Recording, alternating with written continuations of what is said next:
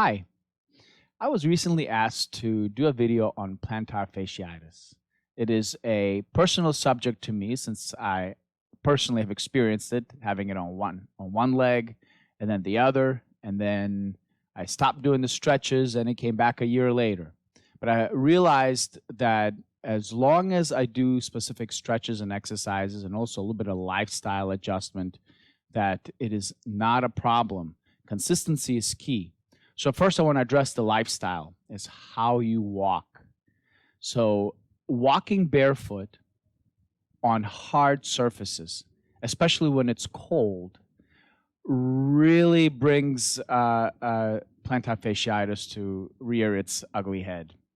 So I highly recommend if this is a condition that you have, wear shoes, wear indoor shoes.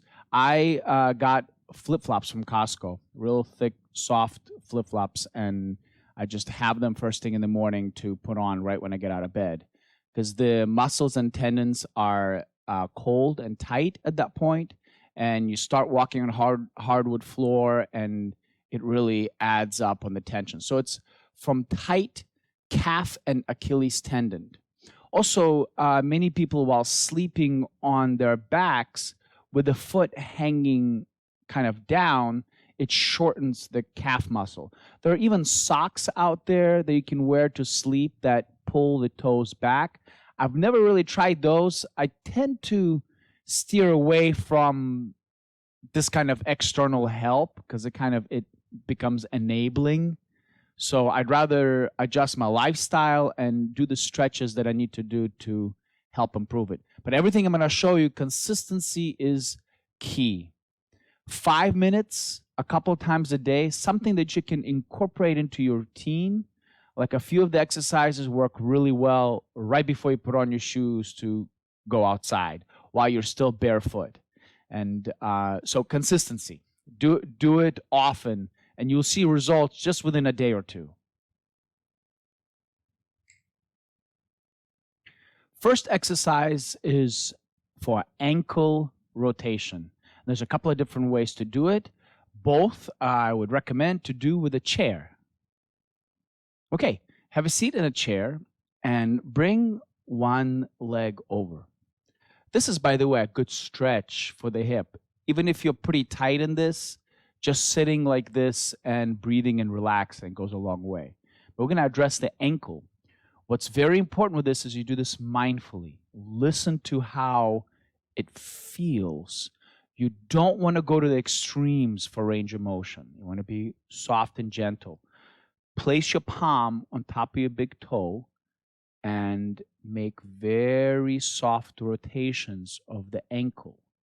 You want to relax the ankle itself and let the hand do the work. Make it soft. Notice that I let the big toe flip. So for a moment, I'm pulling it back this way, like I'm doing a ballet kick stretch. And then I continue the rotation of the circle.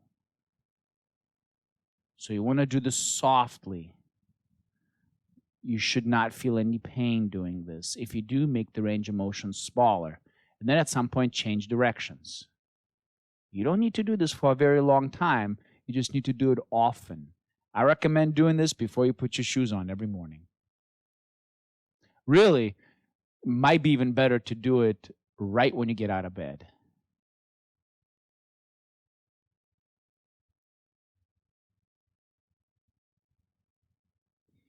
Another way that you can do the same kind of ankle rotation is standing up, especially if you don't have the flexibility to sit down and pull the leg up like so.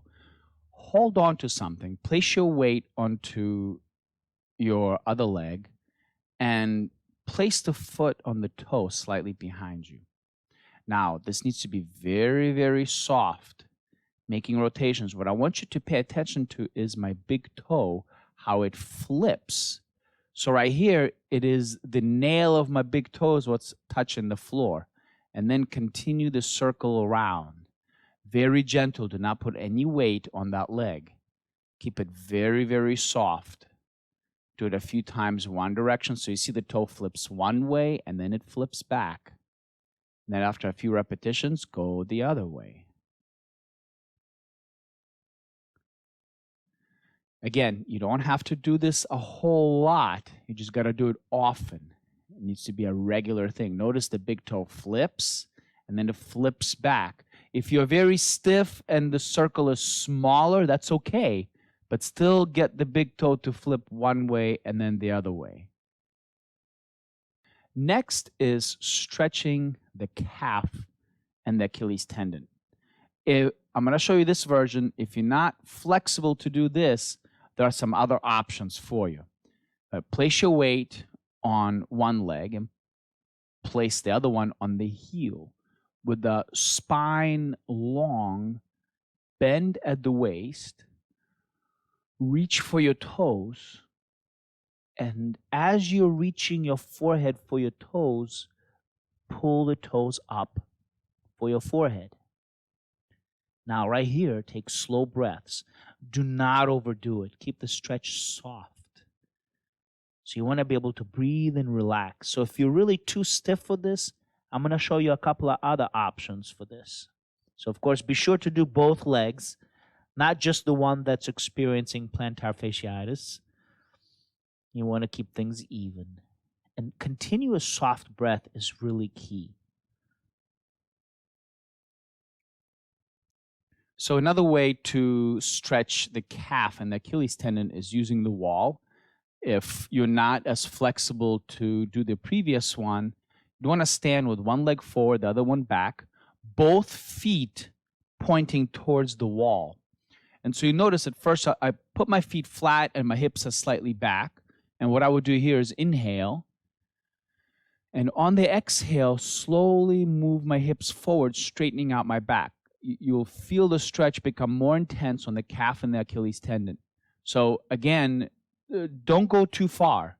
You don't want this to turn into pain. You want to feel the stretch. If it's a little bit uncomfortable, that's good, so that you can breathe and relax. And through relaxation, make this position more comfortable before you go deeper. So no pain, no gain really doesn't work for this. What I like to do is to get out of it, move my hips back to be easy on the foot. Switch feet, both feet pointing towards the wall. And I would inhale here. And with the exhale, bend the front knee and move the hips towards the wall, straightening my back. And thus I would feel the stretch in my calf and the Achilles tendon. And here, again, just like the other stretches, focus on the breath. It's not about how low or how far you go while stretching. It's more about how well you can relax in the position where you are. If you're experiencing pain, you've just simply gone too far, and you want to ease off a bit. And one more way that you can stretch your calf, and this is better to be done with shoes on, is place your foot toes on the wall, heel on the floor. You have to be very careful with this, doing this gradually. My knee is just underlocked so that I don't hyperextend it. And here I move my body towards the wall. And I've done so, and so right now I don't really feel the stretch much at all. So what I'll do is I'll move my back foot a little bit closer and do that again, and that will intensify the stretch. You want to be very careful with this. Just go very, very easy and gradual. And again, once you get to a place where you feel a light stretch, breathe and relax. You're not going to be able to force plantar fasciitis to go away. You're going to have to allow it by relaxing your body and breathing. So do make sure that you do both legs. So you'll notice I bend my supporting knee and I place my foot in place. And then I straighten the knee and move my body towards the wall, which really intensifies that stretch. So you're going to have to find your own range of motion, and you really have to listen to your body. If you're doing the stretch and it hurts, then you've just gone too far. Okay? And one more way that you can do this is maybe with a curb or something raised, is if you just stand next to it and just Again, it's the same kind of thing. You might like this better. When I was really suffering from plantar fasciitis, every single time I saw a curb, I had the compulsion to just step off of it and just stretched just a little bit. Okay, and the last stretch that I would recommend is to stretch your quad and the muscle in front of the shin, the anterior tibialis. And to do that, I would recommend to hold on to a chair or a wall, bend the knee, and walk your hands back to your toes, pulling it back towards you. Again, you don't want to overdo it. Be sure to remember to breathe and focus on relaxation rather than great range of motion. So right here, while you feel the stretch, breathe and relax. Another way that you can stretch the anterior tibialis and your quad, as well as your instep, is sitting on the floor. If standing up was just too intense, and if you don't have the range of motion yet, you can sit down on the floor and place your foot like so. See, my toes are pointed, and then just to whatever level. So notice I'm not having my foot sideways.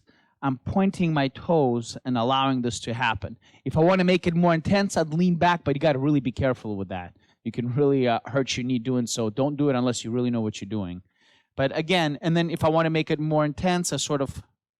What's nice about this is I can just sit and relax. I don't have to use any muscle to hold my leg up. So I just relax into it. And then I can work pulling my toes up towards me.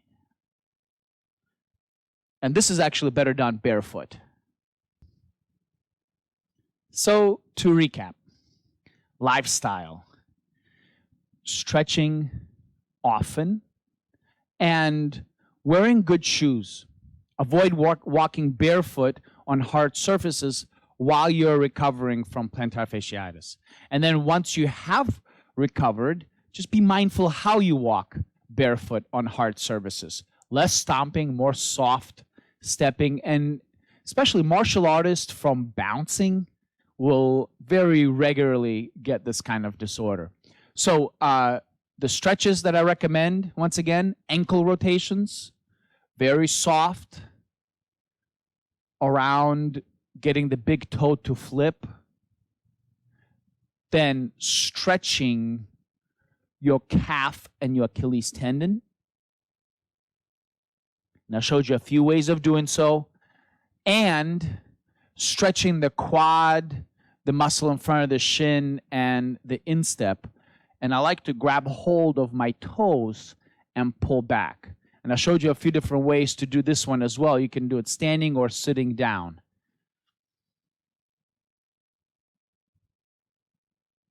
So practice these often. Find a way to incorporate it into your routine. Many of these I would do personally, I would do right after I get out of the shower while the body is warm. And I just made it my routine. Every time I get out of the shower, I spend 5 minutes stretching. That's all I did, honestly, 5 minutes a day. And it took 3 or 4 days before I noticed serious change, considerable movement in the right direction. So it really doesn't take very long if you're doing it consistently. Thanks and good luck.